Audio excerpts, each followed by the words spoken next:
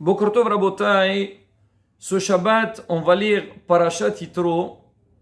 On va essayer, Bezat Hashem, de transmettre un message très important, surtout qu'on va voir, Bezat Hashem, on va lire demain le Inyan de Kabbalat Torah, les 10 commandements, comment le peuple d'Israël il s'est tenu face au mont Sinaï. On dit Ma'aseh Avot Siman Labanim, ce que nos ancêtres ils ont fait, c'est un signe pour nous, et surtout qu'on dit que toutes les Neshamot du clan d'Israël, tous les âmes, elles étaient présentes au moment de Ma'amad al-Sinaï. Et donc nous aussi, on a besoin de nous préparer donc à ces moments forts. Alors la Torah, elle commence, Waishma Yitro Kohen Midian, Yitro, le beau-père de Moshe, il a entendu sur tous les miracles qu'Hachem avait fait au peuple d'Israël à leur sortie d'Égypte et à la coupure de la mer Rouge. Et là, il a pris sa fille Tzipora et ses enfants pour les amener chez Moshe. Parce que Moshe Rabbeinu, quand il est parti, quand Hachem lui a dit d'aller parler avec Paro, il a dit le peuple d'Israël est en train de souffrir, je vais amener avec moi encore ma femme et mes enfants. Il leur a dit restez chez mon beau-père et Bezat Hachem, le jour que le peuple d'Israël sortira d'Égypte, alors moi je viendrai vous chercher. Effectivement, le temps est arrivé et Yitro il est parti. La Torah donc nous cite, alors elle nous dit Tzipora, la femme de Moshe, et ses enfants. Elle dit c'était qui ses enfants? Le premier il s'appelait Gershon, et le deuxième, il s'appelait Eliezer. Mais on voit quelque chose un peu d'étonnant, quand la Torah allait citer les enfants de Moshe Rabbeinu, elle dit, et voici ces deux enfants, Asher Shem Ha'ehad, le nom du premier, Gershom. Alors normalement, on s'attend que la Torah, elle dit, Gershom, et le deuxième, c'est Eliezer. Mais la Torah ne dit pas où est Hashini. Elle dit où est Ha'ehad Eliezer. Elle dit Shem Ha'ehad Gershom. Et après elle dit où est Ha'ehad Eliezer. Normalement, il ne fallait pas dire où est Ha'ehad Eliezer. Il fallait dire plutôt où est Hashini Eliezer. Donc pourquoi mettre la Torah, elle a tenu, en disant le deuxième, de l'appeler aussi Ehad 1, comme si le premier. Ah, comment ça se fait?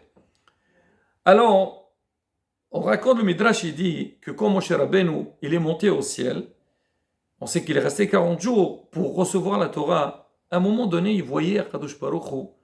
Il était en train donc de dire, il parlait de sujet de la vache rousse.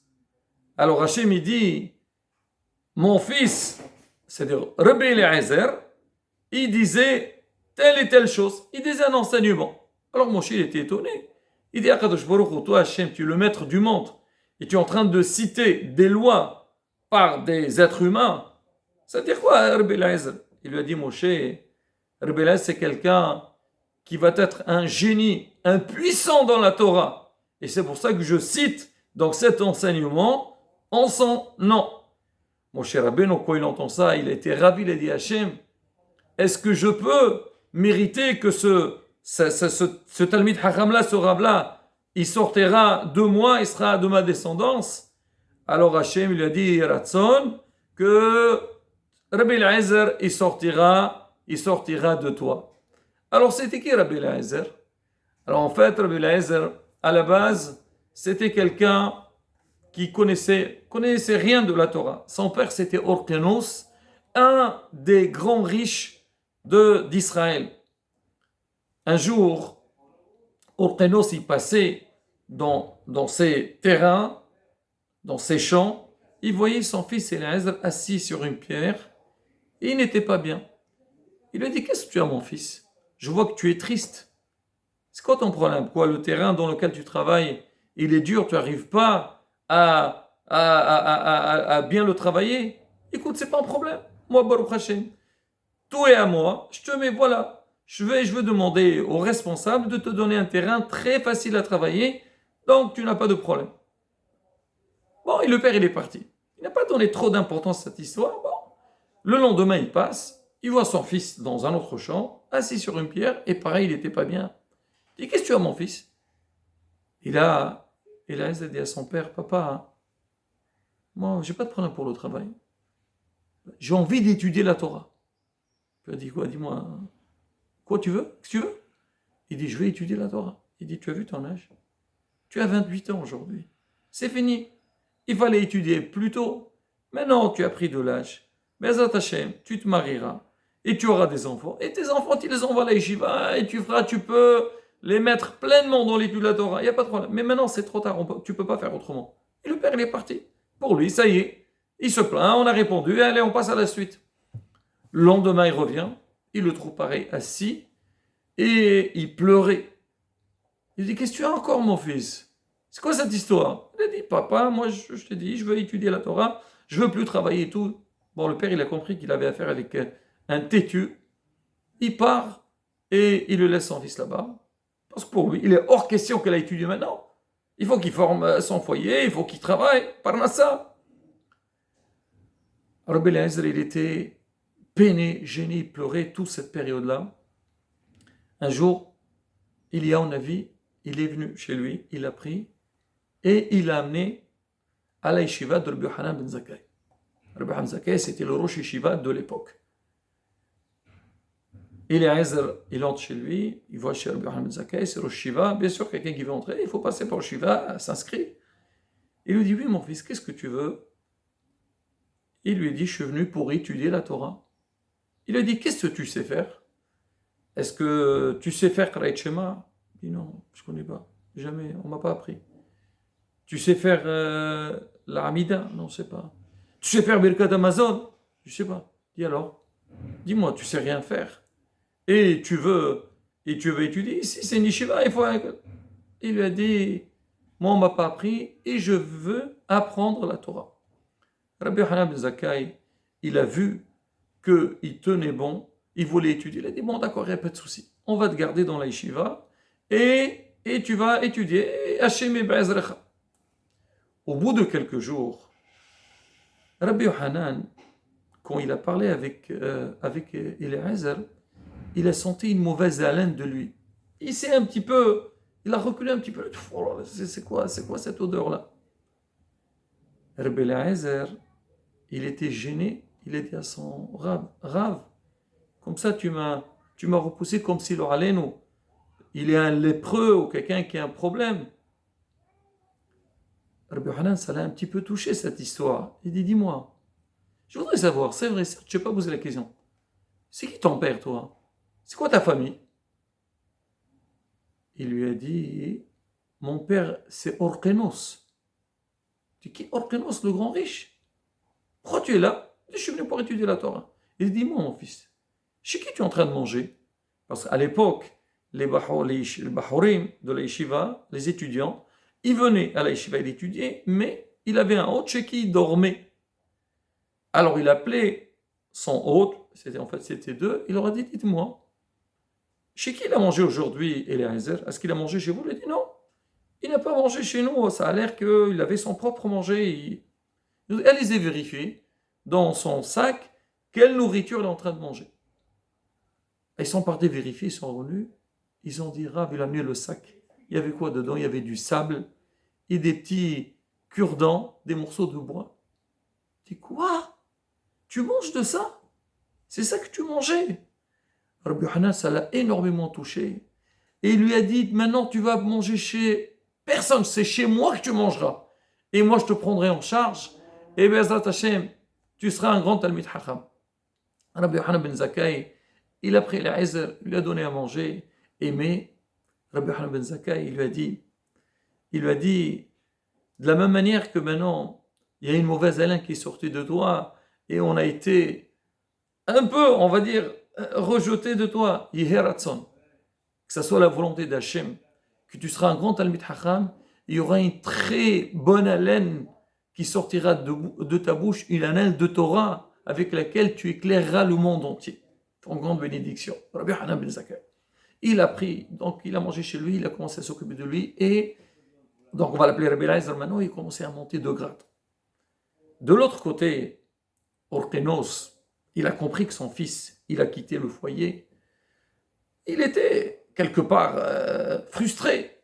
Ses enfants lui ont dit, papa, comme ça, notre frère, il t'a pas écouté, il faut le déshériter de tes biens et tout. Et ils ont eu un écho comme quoi il est parti à la yeshiva de Rabbi Yochanan ben Zakkai. Alors le jour que Orkenos il venait vers Yerushalayim, Rabbi Hamid Zaki l'a entendu, il a dit, il voulait faire un cours intéressant.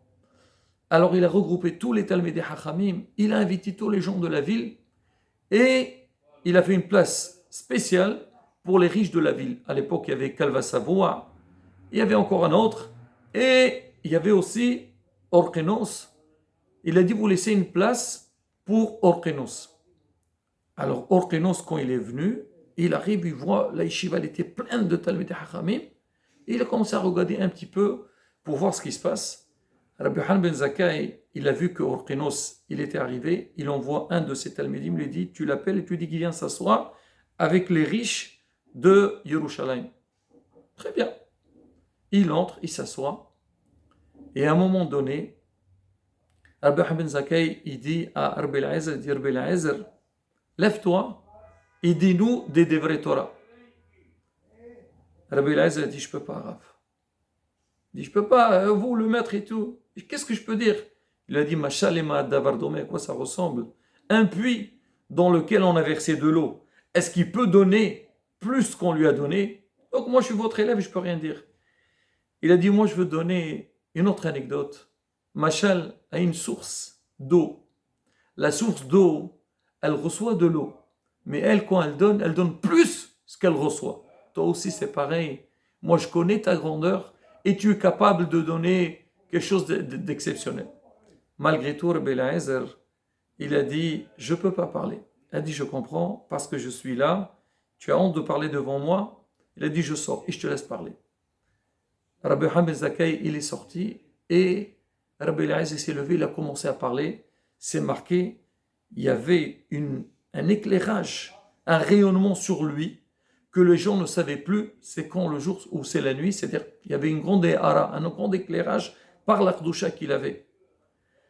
Après qu'il a fini de parler, Rabbi Yochanan ben Zakkai, il vient et il a voulu l'embrasser sur sa tête. Alors entre-temps, Orkenos, il a demandé, il a dit aux gens, dites-moi, c'est qui cet élève là, ce rabbin qui est en train de parler? Il nous dit, ça c'est Eliezer, le fils d'Orkenos.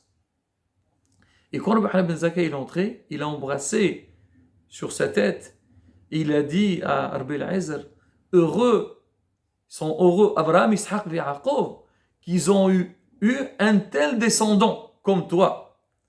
Orkenos il se lève et il dit à Rabbi Yochanan ben Zakkai, non, c'est pas comme ça qu'il faut dire. Il faut dire, heureux Orkenos qu'il a mérité d'avoir un tel enfant. Alors Orkenos va chez son fils, Rabbi Eliezer. Il lui dit, tu sais, je suis venu pour te déshériter de tous mes biens. Bah sache-le, c'est le contraire. C'est tes frères qui seront déshérités, mais toi tu prendras tout et tu leur donneras ce que tu veux. Il lui a dit, papa, je suis pas venu pour l'okes velozahav. Je suis venu chercher ni de l'argent ni de l'or. Je suis venu chercher que de la Torah. Et là, moi, Baruch Hashem, j'acquiers ça, tout le bien, je suis prêt à leur donner. Et là, Orkenos était très impressionné. Donc on dit, quand la Torah l'a dit, oui, ha'ehad, on dit l'un, avec démonstratif, c'est qui l'un? C'est Rabbi Eliezer. C'est ce qu'il a dit à Kadosh Baruch Hu Moshe, oui, ha'ehad Eliezer, celui-là, ça sera un descendant à toi, Moshe Rabbeinu. C'est pour ça que la Torah de cette manière. Raboté, quel message qu'on a dans cette paracha-là, que Baruch Hashem, Am Israël, Zachinu la Kabbalah Torah. Donc, Bezrat Hashem, qu'on va venir demain écouter la Torah, c'est vrai, c'est un moment très important, mais derrière ça aussi, il faut avoir ces bonnes kavanot, ces bonnes résolutions que Bezrat Hashem, que nous, chacun, il doit essayer de voir où j'en suis dans l'Imoud Torah, dans Avodat Hashem, Bezrat Hashem, essayer d'avancer, progresser, évoluer, surtout, bien sûr, l'éducation de nos enfants, Bezrat Hashem, qu'on soit zoré, nous aussi, d'avoir des enfants comme Rabbi Eliezer, et que nous aussi, on progresse dans Torah Mesot, Ma'asiyam Tovim, Amen, Kera son Shabbat, Shalom, Mevorach.